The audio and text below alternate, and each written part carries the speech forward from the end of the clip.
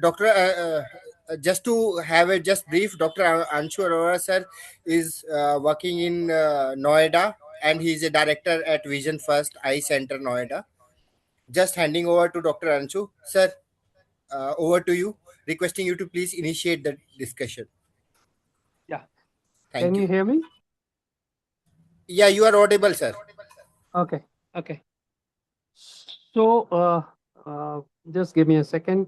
So, we are here this Saturday evening to discuss and enlighten our, knowledge about aflibercept further ahead, because the aflibercept is one of the molecules which we all trust, and we've been, relying on it for quite some time now, and we are eagerly, all of us are eagerly waiting for the 8 mg molecule also. In the meantime, the trust which most of us have with the molecule, and we need to get the experience of others also, that how they are, they consider the molecule, and what are the clinical characteristics which add up to the value of the molecule. And this gives us an opportunity, this webinar gives us an opportunity for to listen to the young and good this vitreoretinal practitioners of and practitioners like Dr. Ankur Gupta and Dr. Hamad, and I'll be glad to hear from them. Dr. Ankur is a vitreoretinal specialist, as he has introduced a little while back. He's from Ludhiana, and Dr. Hamad is from Srinagar, Jammu and Kashmir, and he's from Al Kabir Eye Center. And I would like to welcome our panelist also, Dr. Karamjeet. He's our senior head of the department of the Regional Institute of Ophthalmology, Amritsar, and he is also the medical superintendent of the government hospital in Amritsar. Dr. Rajan Bhatia, he's the senior vitreoretinal consultant at Prisha Eye Hospital in Amritsar, and Dr. Rajbir Singh, who's the director of Sohan Singh Eye Hospital in Amritsar. Welcome all of you, sir, and would like you to be participating during the discussion rounds where after the presentations from Dr. Ankur and Dr. Hamad. Over to you, Dr. Ankur. We would like to hear your insight about the molecule.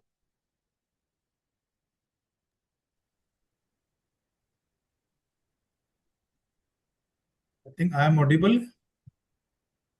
Yes, Ankur, you're audible.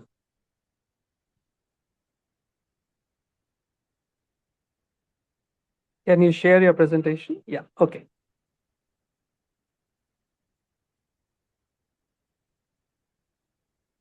Can you see the presentation? Yes, it is visible to me. Okay. Good evening, everybody. First of all, I would like to thank Bayer for giving me this opportunity. My topic of presentation today is evaluating molecular characteristics of anti-VEGF drugs and their impact on treatment success. It's a standard disclaimer.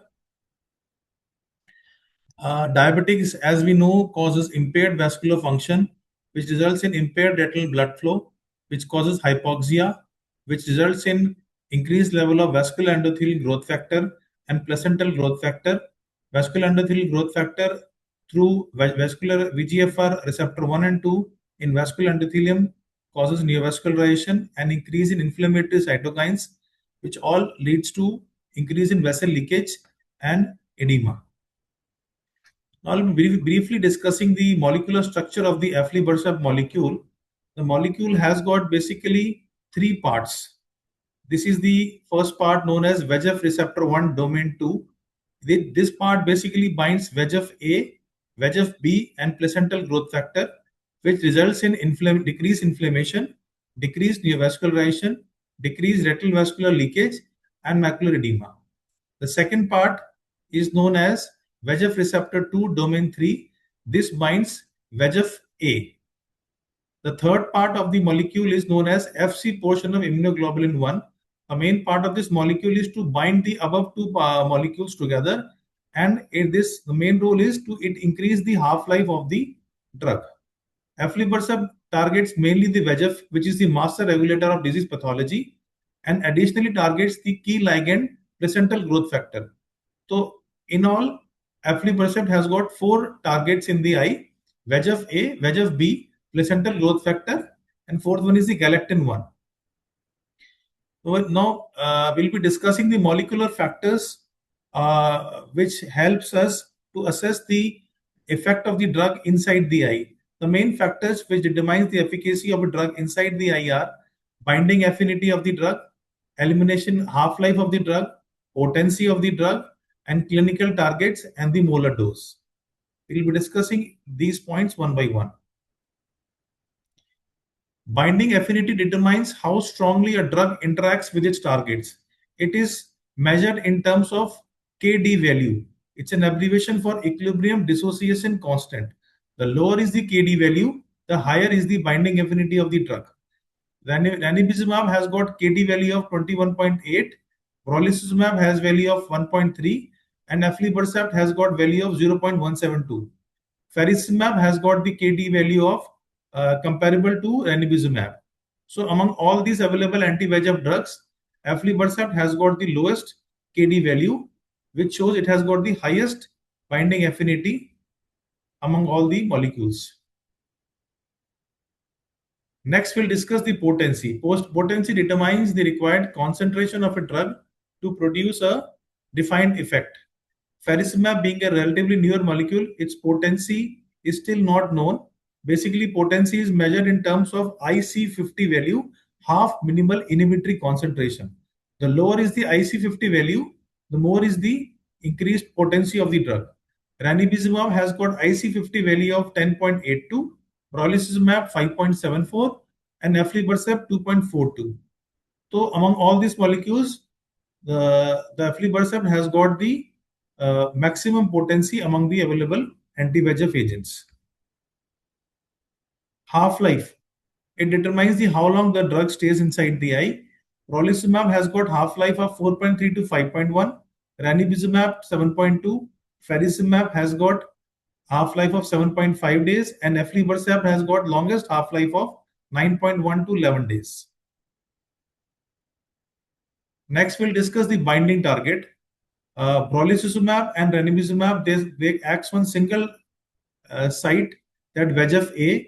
Faricimab has got dual site of action, VEGF A and angiopoietin 2, whereas aflibercept acts on VEGF A, VEGF B, placental growth factor, and galectin-1. Aflibercept significantly decreases intraocular VEGF and placental growth factor levels from baseline to month 2 in patients with DME. As we all know, in diseases like diabetic retinopathy, DME, and neovascular AMD, vascular VEGF A and placental growth factor are upregulated. In patients with DME, the level of VEGF is 61 times than the normal population, and placental levels, growth factor levels are up to 19 times higher. This is the bar chart which shows the level of the VEGF level at the baseline and 1 month after the aflibercept injection and the 2 months after the aflibercept injection. They have measured the VEGF level in aqueous humor. This is the bar chart for diabetic macular edema. This is the bar chart for the placental growth factor in diabetic macular edema, whereas they have found placental growth factor levels are also much reduced even after 1 month and 2 months of the therapy. Placental growth factor is an important target in these diseases because although other anti-VEGF agents, they block VEGF molecules, presence of elevated placental growth factor can activate VEGF receptor. Now I'll be discussing that could targeting additional pathways beyond the VEGF receptor pathway further improve efficacy outcomes of the drug. So this is the two basic pathways of the mechanism of the drug. Two main pathways where the disease can progress. One is the classic VEGF pathway, VEGF A, VEGF B, placental growth factor. They all act via VEGF receptor 1 and 2. Second is the angiopoietin 2 pathway, which acts via TI2 receptor. Our drug aflibercept acts mainly on this pathway. It doesn't act on this pathway. And the only other drug which acts on this pathway is the faricimab, Now we will be evaluating whether if we add a drug which acts on this pathway as well, does it give any additional superior functional outcome in the effect of the drug.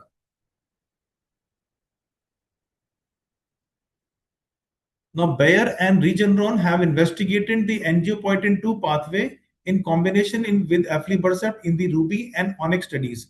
Basically, Ruby study was done for diabetic macular edema, and Onyx studies were done in neovascular AMD patients. There were two arms of the study in both the trials. One arm was given monotherapy with aflibercept, and the second arm, aflibercept, was combined with another drug by the name of nesvazumab. This was also developed by Regeneron. The drug nesvazumab, this binds almost exclusively to angiopoietin-2, uh, uh, almost bind exclusively to angiopoietin-2. Now we'll be discussing few points about nesvazumab. Nesvazumab has got much higher binding affinity for the angiopoietin-2 as compared to faricimab. As we discussed in the previous slide, lower is the KD value, the higher is the binding efficacy. So faricimab has got KD factor of 22,000. Nesvazumab has got KD factor of 24. So as compared to faricimab, this has got much higher binding affinity for angiopoietin-2.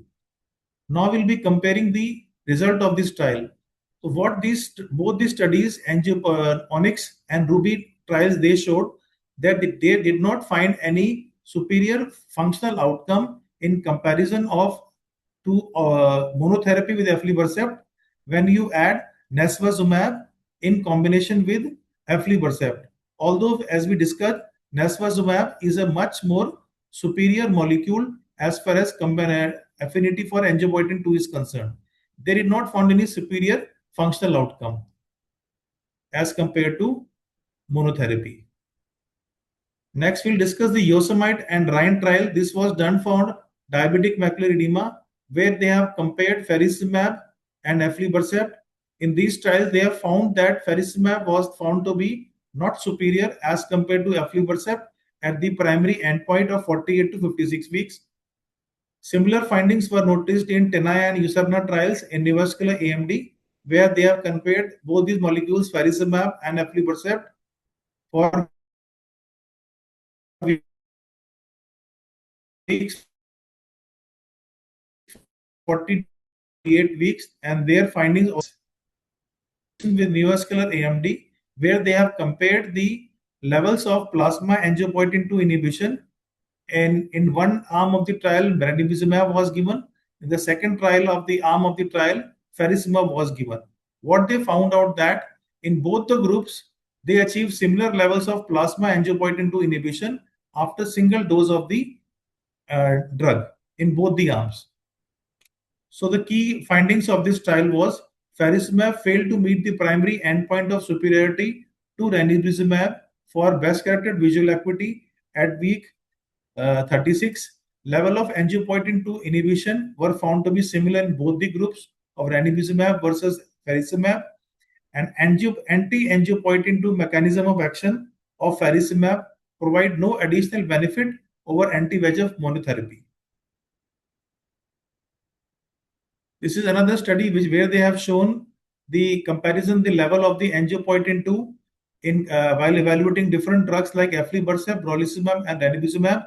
They have found that after giving injection 1 month, 4 weeks after giving the injection, the level of angiopoietin-2 was minimum in the aflibercept group as compared to the brolucizumab and ranibizumab, and similar findings were noted even after 15 days after the injection of the giving the injection. This effects persist is greater and persist longer with aflibercept versus brolucizumab and ranibizumab. So thereby leading to the conclusion that direct inhibition of angiopoietin-2 may not be clinically relevant, as this is currently provided by anti-VEGF treatment alone. This is the basically tabular differences of basically all the available anti-VEGF agents. As we have discussed, binding affinity of aflibercept is the highest among all the drugs. Estimated human half-life is also highest among all the available anti-VEGF drugs. The number of targets, it targets 4, brolucizumab and ranibizumab targets only single site. and faricimab has got dual site of action and potency. As far as potency is concerned, aflibercept has got the highest potency among all the available anti-VEGF agents. Randomized controlled trial-like outcomes are possible with aflibercept in clinical practice. This was a study done by at Moorfields for neovascular AMD. What they have found out that in the first year of the trial, mean number of injections given was 7.4 injections per year, where the number was reduced to 4.9 in the second year. Third year, mean number of injections were 4.2, and fourth year, mean number of injections were 2.8 per year. The vision gains maintained through year 4 with a proactive treat and extend dosing regime. Similar finding was noted for PCV by Morimoto M. et al., where they have seen the mean number of injections for PCV in first year was 7.7, whereas second year the mean number of injection was 5.5. And vision gains maintained through year 2 with a proactive treat and extend dosing regimen. Similar findings were noticed in DME study done at Moorfields, where they have seen first year mean number of injection given was 7.1, second year mean number of injection was 2.9, and third year the mean number of injection was 2.6. So vision gains achieved with a meaningful reduction in treatment burden after early intensive dosing. As we can see this slide, as the number of years progresses, the mean number of injection requirement decreases after initial loading dose. To summarize, aflibercept targets where it matters most, VEGF and placental growth factor, thereby inhibiting downstream signaling via VEGF receptor 1 and 2, which is the master regulator of pathological angiogenesis. To date, both preclinical and clinical data suggest that there is no additional benefit of targeting alternatives to the VEGF-R signaling pathways. And studies have shown that aflibercept has a greater binding affinity for VEGF-A, greater potency, and longer half-life than other available anti-VEGF agents. These factors contribute to the strong VEGF suppression seen with this drug. Thank you.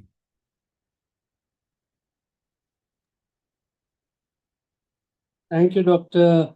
Ankur. It was quite insightful, and it has given a new perspective because with the data you have presented about Ang2 not being such a big contributor to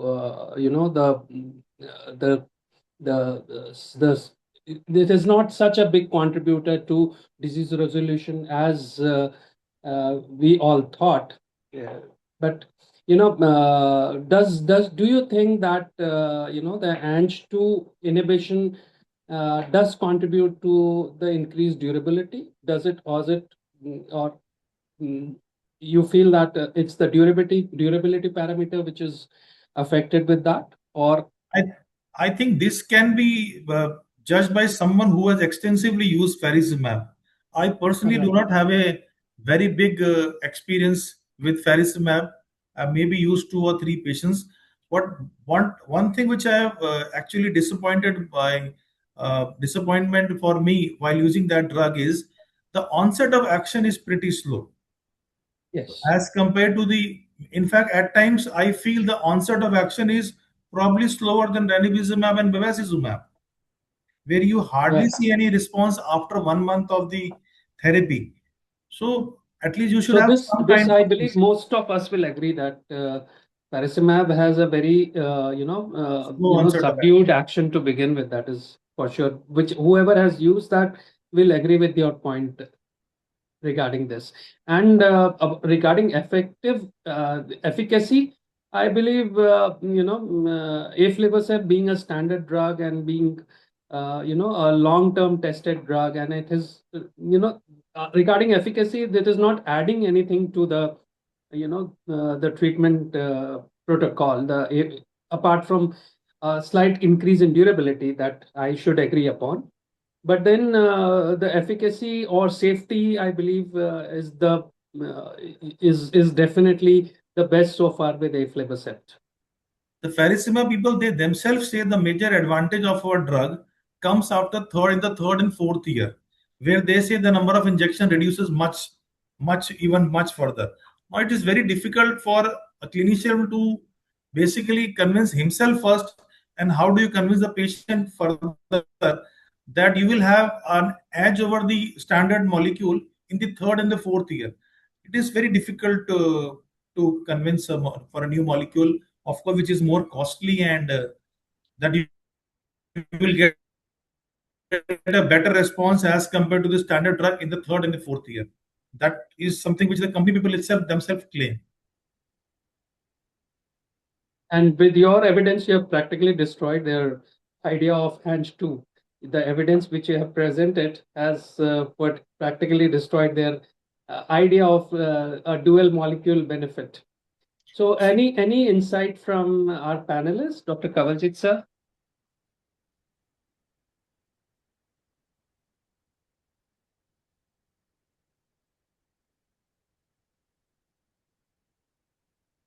Anybody else would like to say and add to this talk?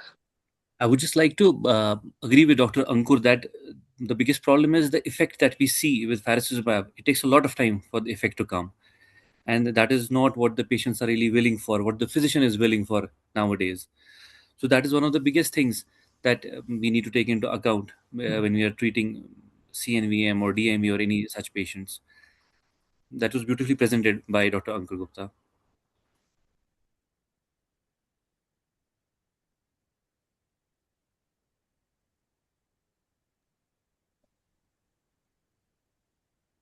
Okay, that's good. That's valuable. Dr. Nasti, hi. Hi. Good to see you. Somebody told me you had some internet issues, so you might not be joining in. So good thank to God see. it was fixed on time. So I believe you can also start your presentation Yeah, if you sure. don't have Yeah, any I'll other questions or any other input. Yeah, we can get started. Yes.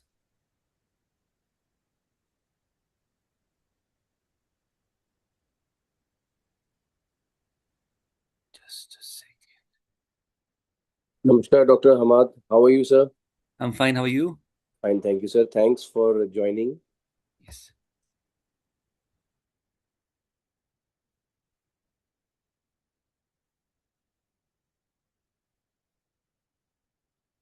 Okay, is it visible? Yes, Dr. Ahmad, we can see your screen. Okay, thank you so much for giving me the opportunity to present here. There are many things which are going to be an overlap over what Dr. Ankur just said. So I'll get going. So what we're talking about here is the treatment options we have, the anti-VEGFs. Can we do anything better? Do we need to change anything? And we are just trying to look at the evidence and the insights into these therapies and understand whether anything more needs to be done, anything more does not need to be done. If we have something that is better or we don't have something that just looks better, is not really better. So this is the disclaimer, and I will start with my first slide. So we are lucky, we have so many molecules, so many anti-VEGF options. We have bevacizumab, ranibizumab, aflibercept. Now we have brolucizumab and faricimab. And we know that in NMD there is no cure, but yes, we are able to dry up the macula, inhibit these new vessels, and try to preserve the visual acuity. But yes, in the real world setting, there are so many gaps and there are so many challenges which we have, and we are still trying to achieve these goals. So, although the introduction of anti-VEGFs has made significant impact on saving the vision in an NAMD patient, but there are certain challenges, and one big challenge is that there is a significant inter-individual difference in the response to the anti-VEGF agent. So we don't know which agent. It's not the uniform treatment for everybody. So there are multiple factors that we need to consider, including the patient's age, the characteristics of the lesion, the duration it has been there, baseline visual acuity, and there are so many particular genotypes that also predict the response to anti-VEGF therapy. And then we have so many different molecules available nowadays with so many different molecular configurations, and there is no consensus on what we can say is an optimal response or there's a lack of response. So that is the problems that we are facing when we are trying to treat CNVM, and we'll try to look at it one by one. So first of all, we wanted to define the response to anti-VEGF therapy. So one is the response, we start loading up the patient, and of 1 month following the loading dose, the patient is good because he has had 3 loading doses, and that is the primary response. And then eventually, as we go on increasing the interval, and then we see how the patient is responding. Both these things are very important to see the response to the treatment and define the response that the anti-VEGF is having. So two major things which we can really use, that is the visual acuity and the OCT, the morphology, the anatomical morphology that we see by the OCT. This is something everybody is using to measure the response to the anti-VEGF. So using these two things, we can define the response as good, partial, poor, or non-responsive. Again, morphologically, that is with the OCT, and functionally. So good response, we can say, if after we give an anti-VEGF and there is total resolution of the SRF, intraretinal fluid, and the central retinal thickness is reduction more than 75%, we can label it as a good response. And if there is a good improvement in visual acuity more than 5 letters from baseline, wherever it is possible. Then partial response, we can say if there is a reduction in the central retinal thickness between 25 to 75%, or there is a change in visual acuity from 1 to 5 letters from the baseline. And poor response, we would say if the reduction in central retinal thickness is less than 25%, or there is persistent SRF, IRF, or there is a change in visual acuity of 0 to 4 letters only. And non-response, if the things are starting to get worse. Now we need to really look for these responses to anti-VEGF therapy, so that we can decide whether what we are doing for the patient, is it good for the patient or it is not working at all. So considering these things, this is where we think about whether we need to switch to a newer agent. Is it needed? Is it just a hype, or is there any hope behind all these things? So we'll start with the faricimab, because mostly we have been using Eylea for a long time. So we want to see if faricimab is giving us any added advantage. So real world studies, after 3 faricimab injections in the Mukai and the Truckee trials, there was limited visual gains, plus 4 letters in treatment naive patients to plus 8.1 letters. And if after 4 faricimab injections, again in the Moorfields and the FA Retina trials, there was only a increase of plus 3.7 letters. So there was no significant visual gains in the real world studies with faricimab injections in neovascular ARMD. Now, 92% of the patients who switched from aflibercept to faricimab discontinued the treatment due to insufficient efficacy. Now, this was a study by the Kotak et al. 130 eyes previously treated with aflibercept. After the switch, they were of faricimab Q4 for 4 injections, and they were not even able to increase the interval beyond Q8. And 60% of them had discontinued faricimab treatment because insufficient efficacy to faricimab, and 73% switched back to aflibercept. This was because there was no change in the visual acuity or minimal CRT changes, and majority did not extend beyond the Q8 interval. Now, 71% of patients who switched from aflibercept to faricimab remained on a less than Q8 interval from baseline. Now, the main reason why we are talking right now, whether the new anti-VEGF agents that we have these days, is there hope? Are they better than what we had vis-a-vis Eylea, or is this just a hype? So the biggest reason to switch was to try to increase the interval, but 71% of the patients who were switched from aflibercept remained on less than Q8 interval from baseline. So another study here, 55 eyes previously treated with aflibercept and faricimab with interval based on treat and extend. There was no loading dose given. After 3 faricimab injections, there was no change in the visual acuity, mixed outcomes in anatomical parameters, and majority did not extend beyond Q8 interval. That is, more than 70% had a treatment interval of less than 8 weeks.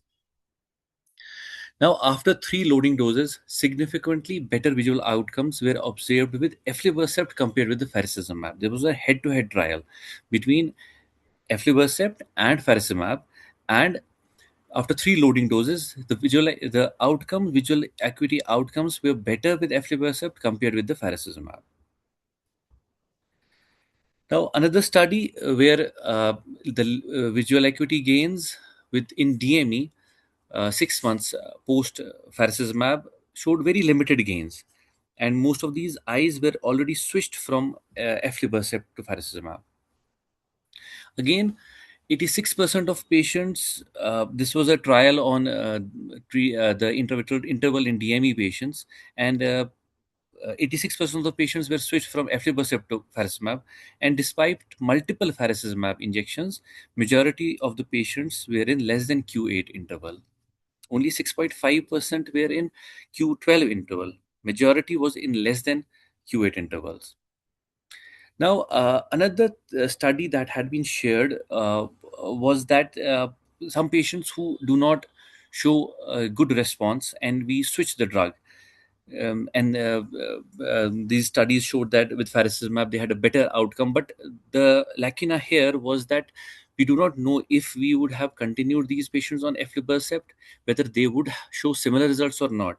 And all these studies where we are switching the drug, we don't have a compare group in any of these. We don't have something to compare them with, because the patients who are switched from one drug to another drug, we cannot really say whether the more number of injections that they got now, that is the reason why their visual acuity is increasing now, or is it because of the switching of the drug, because there was no control group in any of these studies. Now, another thing that we have been thinking about is to give better results to the patients. What has come up, the options that we have received is that could targeting additional pathways beyond the VEGF be beneficial for the patients or not? So we will look into it. So these are the multiple options that we had available. So aflibercept plus nesvesumab, which was already discussed in the last presentation. Then we have which targets the VEGF and the Ang2. Then we have the faricimab, which targets VEGF and Ang2. Brolucizumab, which has a higher molar dose with a smaller antibody fragment, and for the future surgical implants with ranibizumab. So we'll look at each one of them separately. So first we'll look at the studies that were done, like also already explained beautifully explained in the last slides, also last presentation.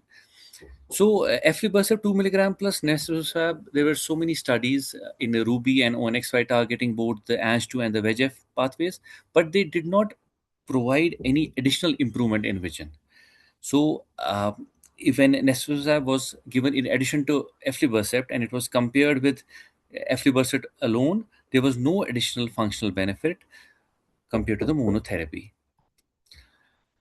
Now, this was about aflibercept plus nesvesumab. Then we go to faricimab, where they are targeting the VEGF and also the Ang2. So in TENAYA and the LUCENT, faricimab was non-inferior to aflibercept 2 milligram for mean best corrected visual acuity change. Non-inferior vision outcomes with faricimab versus aflibercept 2 milligram across all the indications. So even though faricimab was targeting VEGF and Ang2, and we are comparing it with aflibercept alone, it was non-inferior to, so it was not better than aflibercept, even if it was targeting the other pathway as well. So Avenue clinical study, ranibizumab and faricimab achieved similar levels of plasma Ang2 inhibition after one injection. These data suggest that anti-VEGF monotherapy, it neutralizes the Ang2 levels to comparable to that which are achieved when we are directly targeting the Ang2.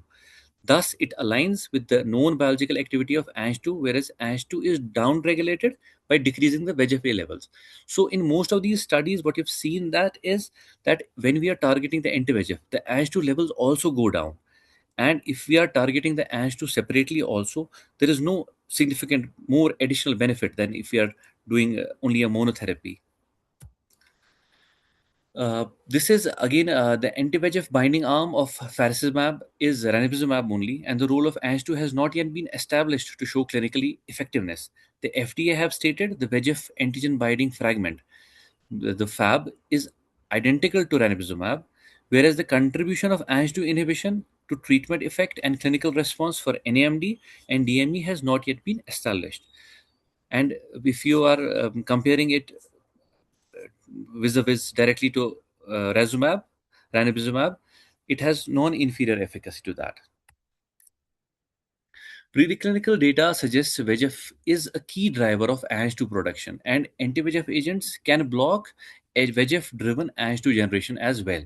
And aflibercept showed the most durable effect in blocking the effect of human VEGF on Ang2 levels in this preclinical rabbit model. So VEGF pathway remains the master regulator in retinal diseases. So we have another one is the VEGF pathway, and then is the PIGF, as was also mentioned in the previous presentation. So excessive activation of both these pathways leads to inflammation, neovascularization, retinal vascular leakage, and edema. And we have seen that aflibercept is the only widely approved agent that blocks all VEGF ligands. It works on the VEGF-A also and the PIGF also, and it targets the VEGF, that is the master regulator of disease pathology, and additionally it targets the key ligand PIGF also. So in summary, with aflibercept 2 milligram already targeting the key ligands of the master regulator VEGF pathway, there may be limited potential for improvement in functional outcomes for the patient. And increasing the molar dose of an anti-VEGF agent may have the potential to offer patients more through extended VEGF suppression. Now, have we maximized the outcome for our patients, or can we go further with the disease control? So, aflibercept 2 milligram, it has the standard of care in visual gaze, durability, stability. We have known it for a long time. All the studies are favoring it. We are not getting any additional benefit by suppressing the Ang2 as well. And it targets the key ligands of the VEGF pathway, the master regulator. And by that, the Ang2 levels automatically come down, as we have seen in so many studies. But yes, if we get the aflibercept 8 milligram molecule, which has a potential for greater and long-lasting control, it would be a wonderful thing for us. Thank you so much. Thank you so much for your time. Dr. Ahmad, I would like to congratulate you. You have presented it so well. You have made it so interesting and made it so simple. You know, the complexity of the presentation, you have taken it down, and I believe you I can wanted to take it down. you can be a very good teacher, I bet. Thank you. Thank you so much. So basically what I got from your presentation is the real world studies are not actually corroborating with the data of durability in case of faricimab, and also the overhyped situation of Ang2, which sometimes can be automatically blocked by VEGF production also. That is Yes, what yes, I could summarize from your yes, talk. yes. So that's that tells us that aflibercept still remains the benchmark with every molecule is compared with. And there is nowadays they have, even the FDA has started a new protocol in which they say you don't have to show the non-inferiority, but you have to show the superiority to the molecule Right. to get it passed as a better molecule. And unfortunately, I believe none of the molecules have so far shown a significant superiority to the aflibercept molecule. So it still remains the benchmark. It's still the binding with dual anti-VEGF-A, HFB plus VEGF-B plus PIGF.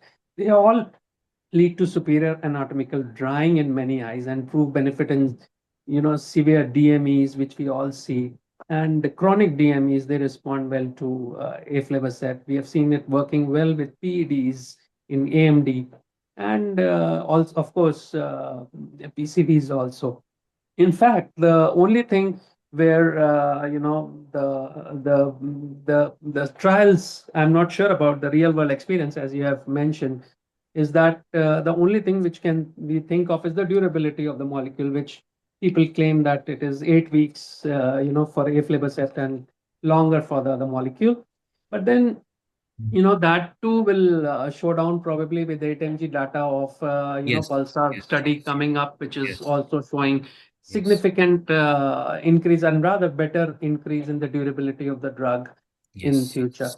yes, absolutely. So This is one thing that we really needed. We needed a higher molar dose, and aflibercept is a time tested molecule yes. in throughout all the indications. But Mhm. adding the Ang2 or anything, it really is not helping. It's not helping in the real world studies. But yes, by 8 milligram aflibercept, that is going to be a great thing. Yes. I would like our panelists to come up and give their, give their insight about what they feel about the molecule and what they have in their mind regarding comparison of aflibercept with, the newer or the other molecules which we are frequently using. Um, I Dr. have Karamji, or can you hear me now? This is Rajbir speaking. okay, hi Rajvi sir. I'm sorry to wait. Now that this is highly technical talk, very interesting, and I'm delighted to hear both speakers. They're wonderful speakers. Ahmad, of course, is an old pal of ours. So, acha. Now the thing is, how is it in the real world, and what governs this? I was trained in the era of FFAs and heavy laser to what we call SRNVM, which was subretinal neovascular membrane, which is eventually which we call CNVM now. And all we had to tell us the patient was you're in a bad shape. This is going to get worse and worse. But if we laser it, really blast it with a laser, it's going to immediately be worse, but it'll not get worse than that. That wasn't very satisfying for a patient, not neither for the doctor. Then we had this miracle drug come in, anti-VEGF, and it just was a total game changer. And I think Lucentis came up first. It was so expensive that nobody could afford it. So what they did was there were some Australian surgeons, I think, who started using Avastin in very low doses. I mean, the proper dose that we give now, and it had the same effect. But the company that made Lucentis was very upset about that. And then there was a head-to-head trial in America. It was the CAT trial or something they called it. And they said there's really no difference. But the company all the time said this, and we still keep that in our mind, that these people who particularly are on being given bevacizumab, Avastin, will or may develop a stroke or a heart problem. So it was very scary. And in any case, it was off-label. So everybody was very scared of being sued. But that trial made a big difference. Although Avastin is still not FDA approved, but the only problem with Avastin was that it had to be redone in the lab, and a lot depended on the lab people who put it, because infection would be a very major problem in these cases. Anyhow, what the overwhelming consideration today is not the efficacy of the molecule so much as the cost. The first governing factor is the cost. So in a lot of places, what we do is we start with the the cheapest one, that is Avastin, and then go up as and when we see the effect. It's also our experience that if somebody is going to respond to anti-VEGF, even the first injection will start showing a response. And thanks to OCTs and anti-VEGF, this can be monitored. On the OCT, it can be monitored, and the patient will tell you, yes, I'm better. I'm talking about DME patients and neovascular AMD patients. They immediately tell you after the first injection that yes, I'm a little better. They still do not corroborate that on the chart, but they feel it. Now, and the other thing that we've noticed is that it seems to be more effective in AMD cases than it is in DME cases. Probably there is an hypoxic element in DME patients also, which we don't take into account. We only look at the edema. We don't look at the hypoxic part, which you can't. So, anyhow, we also tell them if this doesn't work, we go on to the next one. So again, I think the overwhelming consideration is cost. In cases like IPCV, when the OCT show gives you an impression, because we talk about being able to see the buds and all that on a 90-day examination. I have never been able to see a bud, but then you need ICG and all these things. Well, that proves it.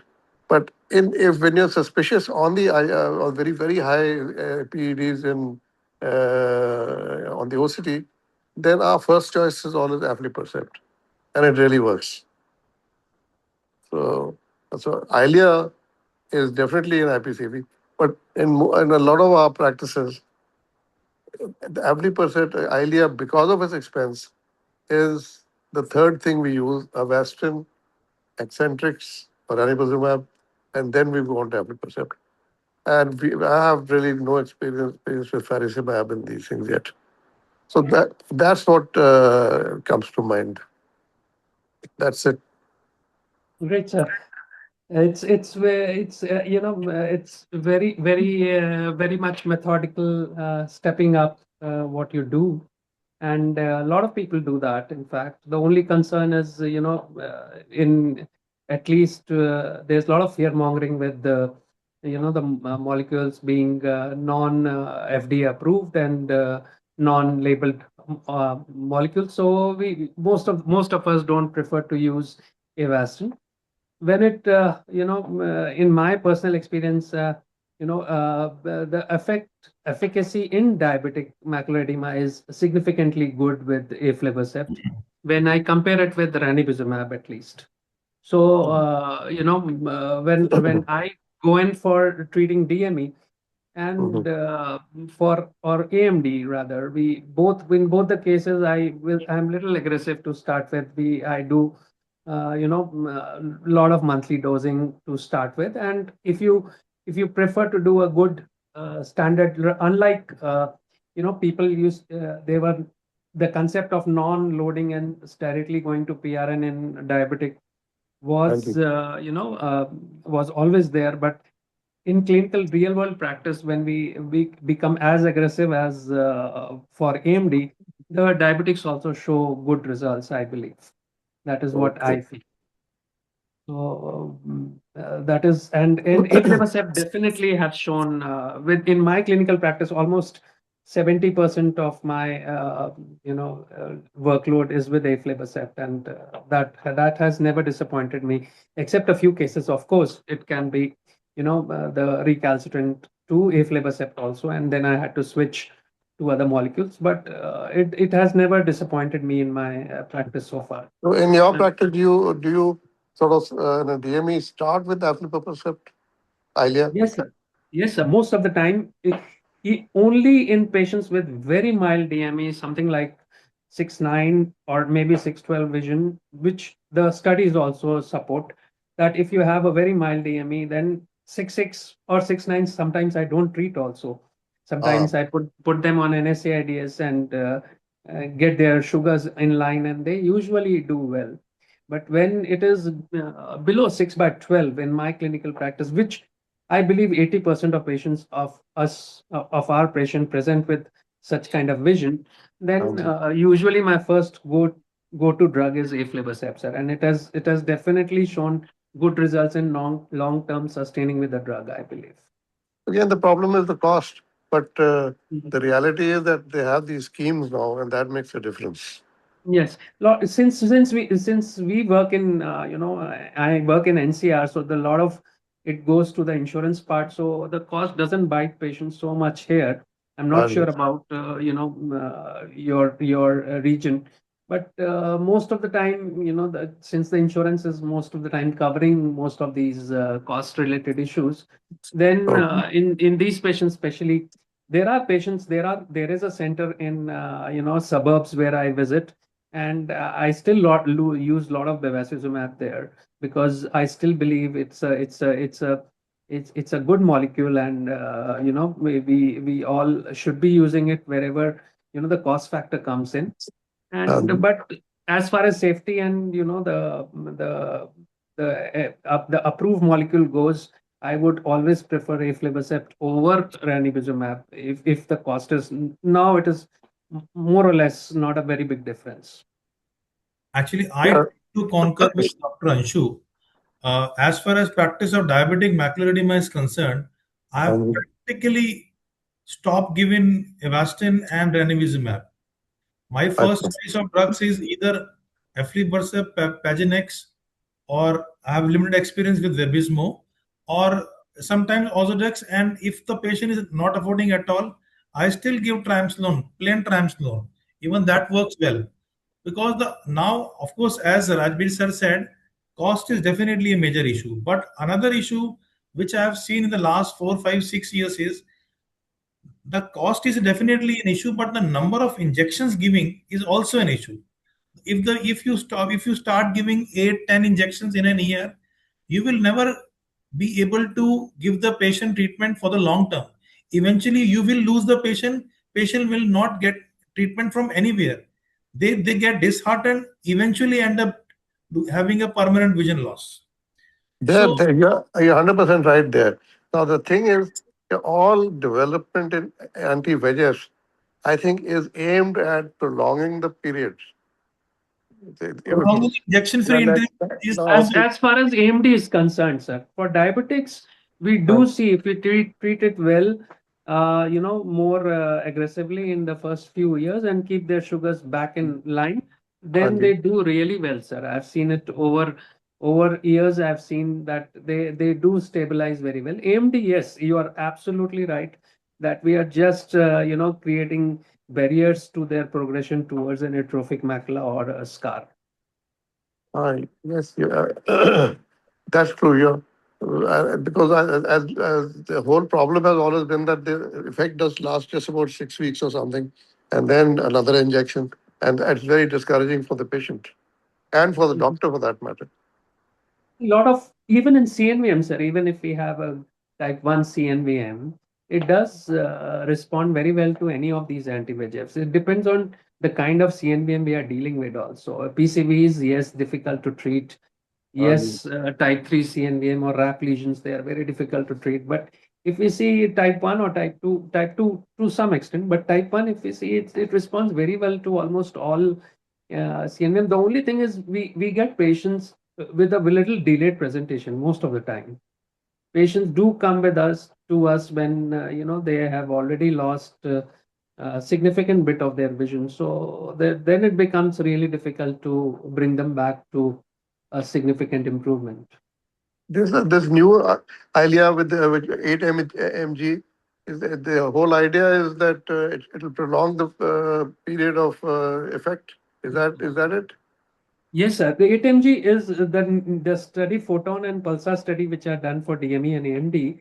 They have shown much better prolongation and much better durability than even faricimab. So this is going to be a game changer, sir. When it is comes it available now? 8 mg drug is it available commercially, or is it it's still available in a lot of other countries. Like I not in have our a patient Not yet. okay. I have one patient who are treated in Hong Kong and other one in Singapore with us with 8mg, and they were traveling, so they said this particular drug is available and being offered, so they got it injected, and they were later followed up by 2mg by me here in India. So it's available elsewhere, but I believe it should be soon available. I believe the company people inform must be around this year end that we'll be seeing the molecule in India. And What's how long did it what's your experience that the normal 2 mg Eylea that we use, after how long does the next injection become due? In treat and extend phase, sir, I could extend almost 60%, 60 to 70% of my patients to 8 to 10 weeks, to be honest, For AMD or AMD. for AMD. Acha. 8 to 10 weeks, matlab 2.5 months. Max is 10 weeks. Max is 10 weeks. Yes. That's a hell of a lot, yeah. That's pretty good. Hey, sir, 10 weeks, so we've seen quite a lot of other molecules. Pagenex, we are able to see even sometimes more. Vabysmo, they claim, I do not have that much experience. They say they have some more, but there are other issues as well. The onset is very slow. Pragenax is brolucimab, no? Brolucizumab, yeah. And somehow it's not very popular in America. And I think that they have had some bad experience. They say it causes a lot of inflammation. Is that right? America, Yes, they use mainly Eylea, Vabysmo, and Avastin. That's what I have seen. Only these three drugs I have seen in America, Canada. They use either Eylea, Vabysmo, and third is Avastin. Nothing else. There is no fourth drug. I've never seen ranibizumab getting and even Pagenex, as a matter of fact.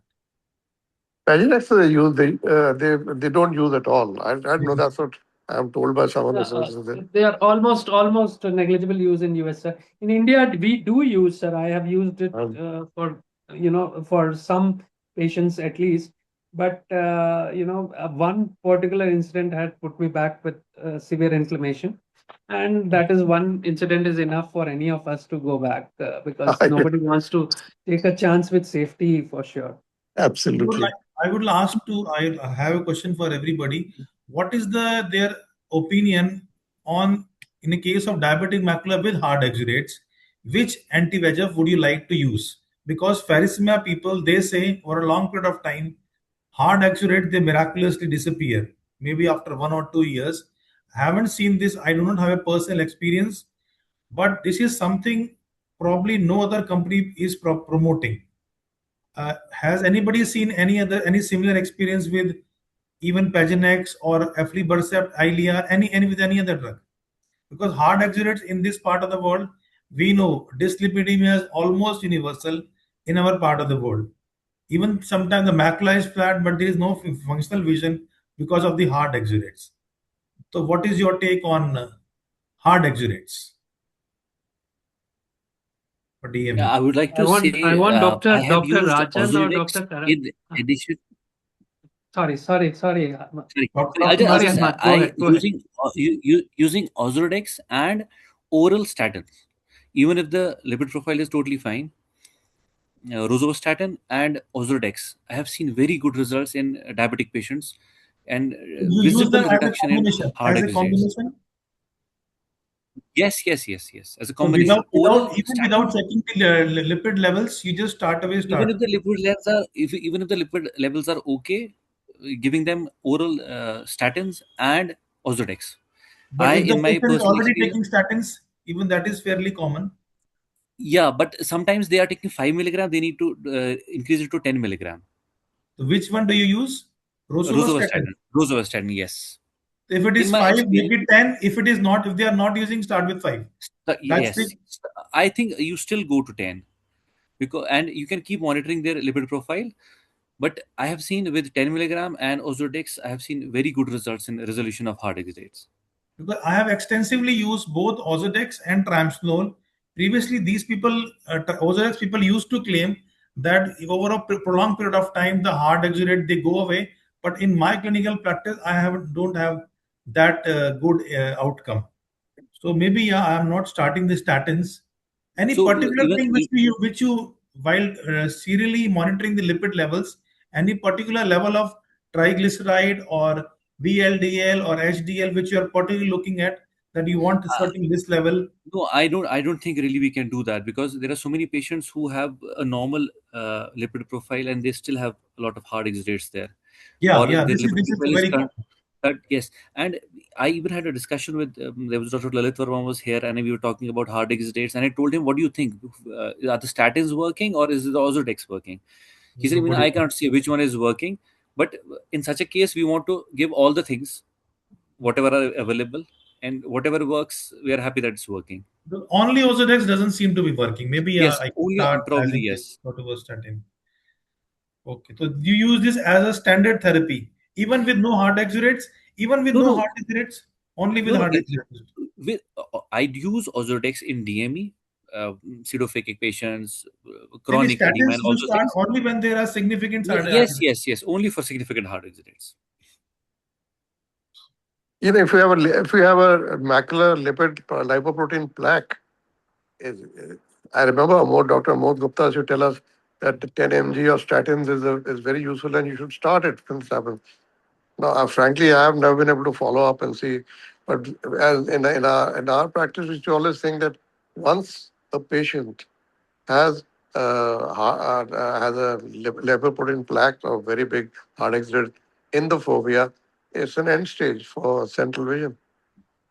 Is that right? Yes. Even I have not seen these plaques getting I've getting recently off with I any of recently these drugs or any of these. Yes, definitely scattered hard exudates. You can see with good diabetes control itself. You can see that they do disappear with time. This is So something. This is something. This faricimab drug people are promoting. I recently saw a presentation by Dr. Simmer. He was showing his experience where the one patient, two eyes, almost had a large hard exudate plaque at the macula. Large. In one eye, they gave this faricimab. In the other eye, they gave something else. So at least in his photographs, you can see the macula became miraculously clean. Although I for do how long? In what kind of period it was? maybe I don't remember the exact period, maybe 1 or 2 years. Drug is launched mainly hardly 1 or 2 years back. It cannot be a very long period. But Yes. they themselves, Dr. Atlee Simmer from PGI, he says it works wonderfully in hard exudates. I But maybe then, there are many confounding things, whether your sugars are getting in better control, that's what whether, he said. He did whether for you are one eye, taking statins, whether, one patient, both eyes. That's what he said. Na. Uh, For that particular case, it was a very good Mhm. presentation. One patient, Right. two eyes. You cannot have Right. a good, very good, any better than this. And both eyes Right. had similar presentation. Maybe Mhm. maybe combining Ozurdex with these statins also may work. I do not have any personal experience, Right. but it's something with something new I can look forward to in my practice. Is Dr. Rajan here? He wants to say something, or Dr. Karamjeet sir.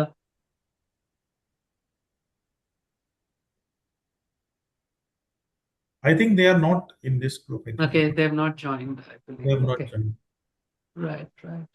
So thank you, Dr. Rajbir. It was great listening to your, Yeah. your I should be, advisors I and should your be thanking, experience. I should be Uh, thanking you. You have such wonderful guys like Hamad. We know him so well. And Dr. Ankur and Anshu. Nice to know you boys, yeah. Wonderful. Thank you, sir. Thank you, sir. Yes, sir. It's a pleasure talking to you. It's an honor, sir. Oh, you're welcome, man. Very welcome. And Sir, Ankur and most of the Ahmad, you things, were good. You were with- great with I your would just like to presentation. just add one thing. Most of the things in most of the retina people who are practicing retina in North India, Dr. Rajbir sir has been teacher of all of us. Oh, And yeah. even in our practice right now, there are every day on a daily practice, there are so many cases which I see and I remember what Dr. Rajbir sir used to do to these patients.